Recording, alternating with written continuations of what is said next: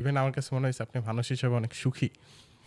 এই যে এই সুখের মানে একটা মানুষ ইদানিং যেটা দেখা যায় যে মানুষ ডিপ্রেশনে ভুগে, নানান ধরনের অ্যাংজাইটিতে ভুগে, অনেক সমস্যা। তো এই যে সুখে কেমনে থাকতে হয়, আপনি মানে হ্যাপি লাইফ কেমনে লিড করতে হয়, এটার পিছনের রহস্য কি আমাদেরকে শেখান। আসলে এটা অনেকে আমাকে বলে এবং আমার অনেক ছাত্র এবং অনেক ওয়েল উইশার যারা আছে তারা আমার এই স্লোগানটা happy Monday, happy happy Tuesday, happy Wednesday, happy Thursday, প্রত্যেক দিনই হ্যাপি এবং স্মাইলিং সহ একটা ছবি তারা খুব অ্যাপ্রিসিয়েট করে এবং এটা আবার জিজ্ঞেস করে স্যার এত হ্যাপি হওয়ার মানে কি না, এটার পিছনের রহস্য এটা আমরাও জানতে চাই। আমি এটা সিম্পল, আমরা যে প্রত্যেকদিন ঘুম থেকে উঠি এটাই তো আসলে হ্যাপির কারণ হওয়া উচিত। এটা তো অলৌকিক যে আল্লাহ আমাকে এই আকাশ, এই বাতাস, এই সুন্দর মানুষ, পরিবার, বন্ধু বান্ধব সবাইকে দেখতে সুযোগ দিছে। এটা না হ্যাপি হওয়ার কোনো কারণই আমি দেখি না। হ্যাঁ, তবে আরও অনেক কারণ থাকে, সেটা মানুষকে ডমিনেন্ট করে দুঃখিত করে ফেলে। তো ওইটা হচ্ছে ওই কারণগুলা আপনাকে হারিয়ে দেয়, আপনি দুঃখিত হয়ে যান। আমাকে ওই কারণগুলো হারাতে পারে না।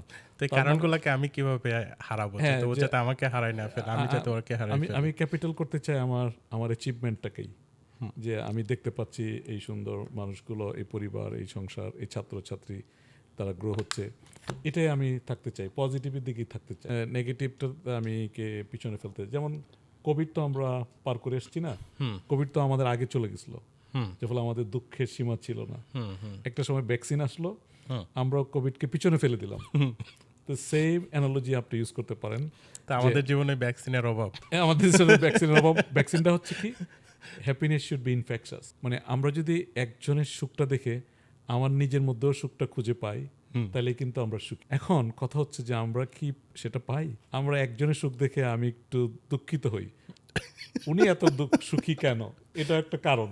তখন কিন্তু সে আবার দুঃখিত হয়ে যাচ্ছে, কিন্তু তার উচিত ছিল উনি সুখী, আমিও সুখী। মানে হচ্ছে আরেকজনের সুখ দেখে আমার নিজেকে সুখী হইতে হবে। মানে আমরা যেটা হই জালাস হই যে আরে ওই সুখী কেন, আমি কেন। এক্স্যাক্টলি। তো আমার সবচেয়ে সুবিধা হলো, আমার তো গত 10-15 বছরে কানাডাতেই 500-600 স্টুডেন্ট পড়াইছি, তাদের কাছ থেকে আমি শিখছি। তারা হচ্ছে আমার ইন্সপিরেশন। আমার ফ্যামিলি তো আছেই, ফ্যামিলি বাদ দেওয়ার পরে তো তারা প্রত্যেক দিনই কেউ না, ফ্যামিলিতে কে কে আছে? আমার ওয়াইফ, আমার মেয়ে, আমার ছেলে, আমার মেয়ের জামাই, আমরা নিউক্লিয়াস ফ্যামিলি এখন নর্থ আমেরিকায়। তো ফ্যামিলি বাদ দিয়ে আমি যদি প্রত্যেক দিনের চিন্তা করি, আমার প্রত্যেক দিনই স্টুডেন্টের একটা অ্যাচিভমেন্ট থাকে, যেটা আমি আসলে সেলিব্রেট করতে চাই। এবং আমরা সবাই আমাদের সাকসেসগুলো, ছোট ছোট সাকসেস হইলেও এটা সেলিব্রেট করা উচিত। যখনই আপনি সেলিব্রেট করতে শুরু করবেন, নিজেকে রিওয়ার্ড দিবেন, তখনই আপনি হ্যাপি থাকবেনই। এটা হচ্ছে ইনফেকশাস। আপনার কাছে কি এমন কোনো কৌশল আছে যে আমরা সুখী হওয়ার সেই ভ্যাকসিন কেমনে বানাইতে পারি? ওই তো আপনার এটা ইজি, এটা আপনার বানানো আছেই, জাস্ট আমার ইউজ করতে উন্মোচন করা বানানো আছে। কেমন বানানো আছে? আপনার খালি চিন্তাটা ঘোরাতে হবে। আমি যে জিনিস নিয়ে চিন্তা করতেছি, এই জিনিসটা চিন্তা করলে কি আসলে কোনো সমাধান আছে? যেটা তো আমার কন্ট্রোলে না। তা আমার কন্ট্রোলে কি আছে? আমার মন, আমার হাসি, আমার আমার দেখা, আমার ভালো লাগা। তো আমি সেটা নিয়েই থাকি এবং আমি তো মানে একটার পর একটা কাজ করে যাচ্ছি। Let's celebrate each of the event. মনে করেন যে আমি একটা ব্যবসা প্রতিষ্ঠান খুললাম আজকে, লেটস সেলিব্রেট টুডে, যে আমরা এটা শুরু করেছি। আমি কখন প্রফিট করব, তখন সেলিব্রেট করব, এই সেই করতে করতে আমরা আর জীবনে সেলিব্রেট করি না। আমি পরীক্ষায় আজকে এই সেমিস্টারে ভালো করেছি, লেটস সেলিব্রেট। আপনি নিজেকে নিজে সেলিব্রেট করেন। আমরা নিজের উপর নিজের কোনো আস্থা নাই, রাখি না। সেই জন্য তার মানে হচ্ছে আমার জীবনের ক্ষুদ্র ক্ষুদ্র যত অ্যাচিভমেন্ট আছে, সেটা বড় হোক ছোট হোক, প্রত্যেকটা জিনিসকে, প্রত্যেকটা মুহূর্তকে আমাকে সেলিব্রেট করা উচিত। এখন ফিউচারে কি হবে সেটা আল্লাহ লিখে রাখছে, আমি জানি না, তো এটা নিয়ে আমার দুঃখী হওয়ার কিছু নাই। এক্স্যাক্টলি। যেটা আপনার কন্ট্রোলে নাই, সেটা নিয়ে চিন্তা করে আপনি আরো দুঃখ পাওয়ার কোনো কারণ নাই। আমি দেখছি লাস্ট 2 দিন আপনি এমসিসি নামে একটা প্রোগ্রামে ছিলেন। এমসিসি কি আসলে? সো এটাকে বলে মেডিকেল কাউন্সিল অফ কানাডা।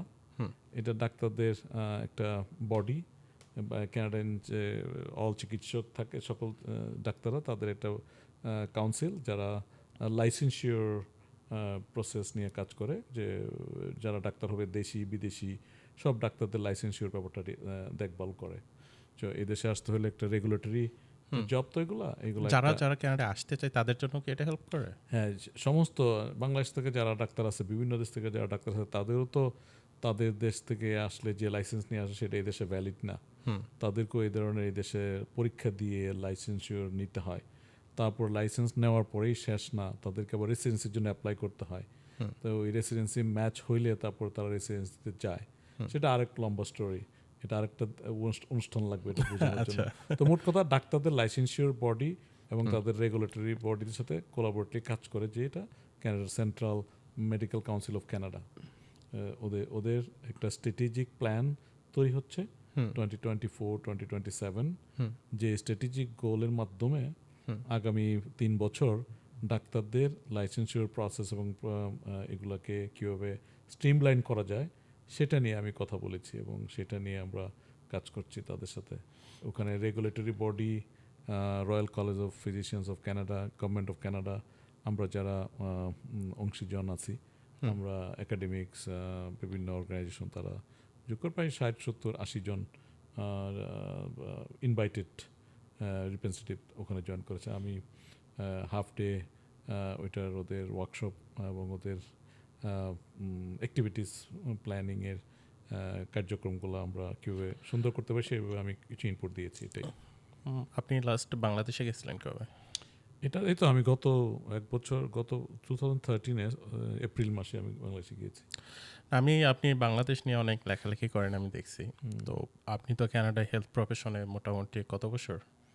আমি তো কানাডা প্রায় 2010 সব থেকে মিলিয়ে আপনি কত বছর 14 আছেন? বছর কানাডায়। কানাডা 14 14 বছর। years। এর আগে আপনি জাপানে ছিলেন, থাইল্যান্ডে ছিলেন প্রায় 20 বছর। 24 বছর টোটাল আউটসাইড দ্য কান্ট্রি। হ্যাঁ, তো এই যে একটা আমার কাছে যেটা মনে হয়, হেলথ কেয়ারে বাংলাদেশে একটা বিশাল গ্যাপ আছে। বাংলাদেশে হেলথ কেয়ার অনেক প্রবলেম আছে। আপনি এগুলো নিয়ে দেখছি অনেক কনসার্ন, আপনি এগুলো নিয়ে বেশ লেখালেখিও করেন। আপনি এই যে দুনিয়ার যত দেশে ঘুরলেন সেগুলোর হেলথ কেয়ার, সেটার সাথে যদি আপনি বাংলাদেশের হেলথ কেয়ার কম্পেয়ার করেন, বাংলাদেশের হেলথ কেয়ারে কী কী প্রবলেম আছে, কিংবা আপনি কি কি মনে করেন যে এই কাজগুলো কিংবা এই জিনিসগুলো ঠিক করলে বাংলাদেশের হেলথ কেয়ার সামনে আরও ভালো হবে? এটা তো আসলে একটু লম্বা কোশ্চেন করে খুবই, ফেলছি, বাট না হ্যাঁ। এটা লম্বা না, এটা খুব বিরাট ইম্পর্টেন্ট প্রশ্ন। এটা আমার মনের মধ্যে সারাক্ষণই ঘুরপাক করে।